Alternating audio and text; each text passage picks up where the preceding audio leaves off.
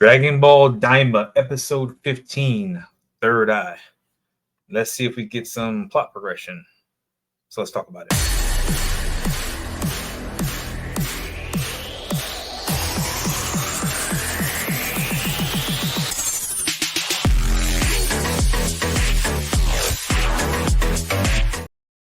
All right, welcome back, Geek Variant. So we're talking about Dragon Ball Daima, episode 15, and this one basically kicks off with the last episode. Goma is launching an all-out assault. Like he is like, screw it, all hands on deck. Like we need to stop them now. So he's sending whatever he's got towards them.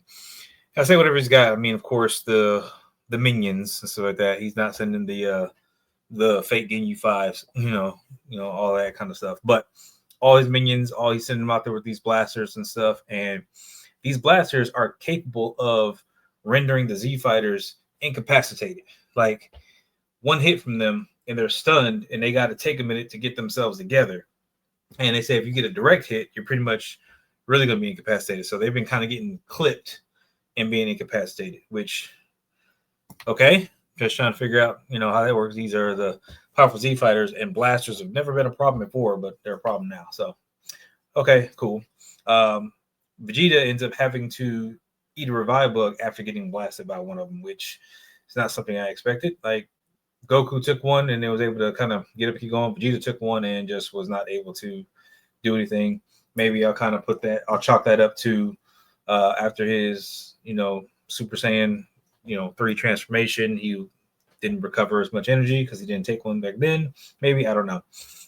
But either way, Goma is setting up, but he realizes that Ibis's belt is the third eye, and that third eye was very important for any of the Supreme Demon Kings. It's the some kind of oculus, right? And the thing is, the Supreme Demon King would wear this and get this amazing magic power from having it, and they would put it in whenever they needed. They usually wore it on their forehead. So if it wasn't being worn, it was kept in a safe. The thing about this is, Aburo was the last one who had the eye, and he was the last one to use the eye, apparently. But Dubora, his son, decided that it would be better if the eye went missing.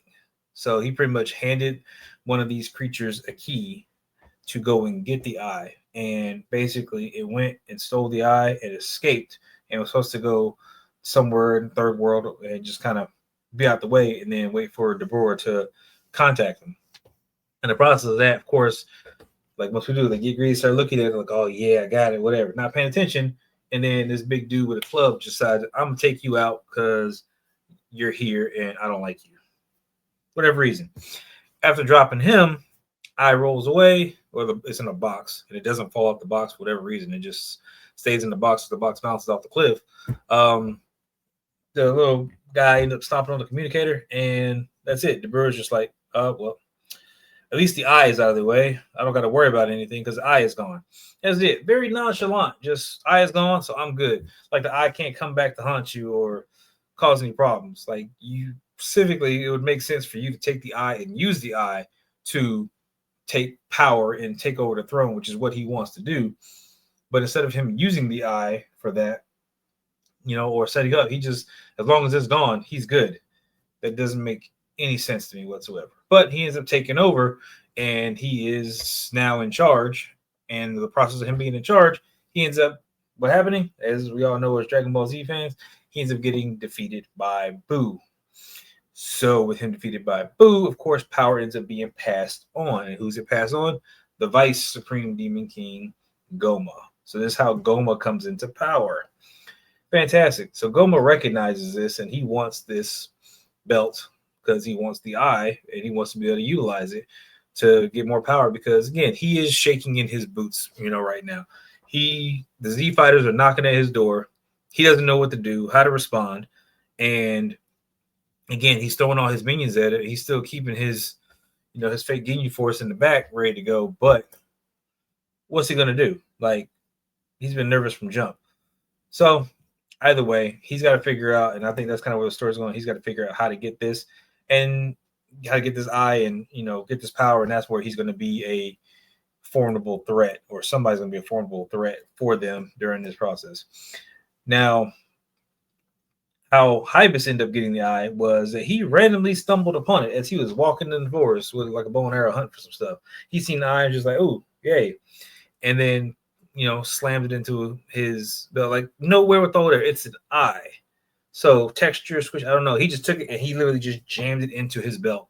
And it was just like, okay, that works. And then kept going. Cool. Outstanding. So he ends up standing around, and because he's really like a non-combatant, he don't really be messing with none of this stuff.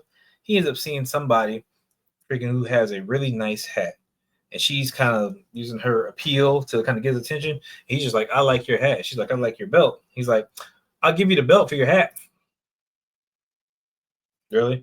Now keep in mind, he probably doesn't know what he has, but still, sure, whatever. Hands over the freaking belt, takes the hat, and he's happy as a clam. The girl's like, that was kind of easy, but also kind of disappointed. Like, she don't really know how to feel about it. But that whole thing happens, and then because the Z Fighters are literally getting bodied the entire episode, they're getting bodied. It doesn't, they don't get saved until Pansy's dad, the king, shows up with his fighters, and they come and they start wrecking shop and they clear out everything. Like, you are the Z Fighters. First off, why were y'all not in Super Saiyan mode? Like, y'all should have been Super Saiyan. If this was a problem for you guys, you should have been in Super Saiyan mode. Why you weren't, I don't know. You didn't go Super Saiyan until after they showed up to get stuff done. Doesn't make any sense. Two, with the amount of power that you guys have, so that, like, how are you getting bodied? I mean, that's everybody. I mean, Vegeta, Piccolo, Goku, like, they're all getting bodied right now by these minions. So with that. Now, I've seen them as, Goku, as a child, taking on grown men with abilities and powers and handling business. And now that he's a kid again, granted, freaking, maybe his body is limited with the fact that he's a kid. I don't know how much power. Like, is that a thing? I don't know. But some couple of dudes with blasters, you can't take them out. You can't deal with them some type of way. This don't make no sense whatsoever at all. Like, it boggles me. And I don't get where they were going with this. What was the purpose of this?